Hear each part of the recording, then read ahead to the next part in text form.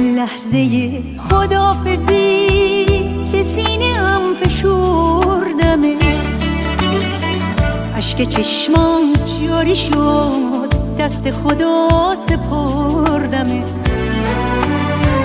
دل من راضی نبود به این جدایی نازنین.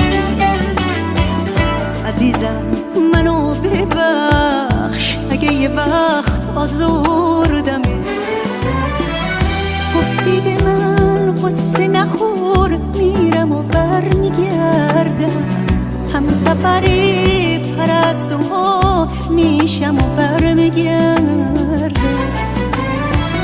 گفتی تو هم مثل خودم غمگینی از جدایی، گفتی تا چشم هم بزنی میرم و برمیگردم.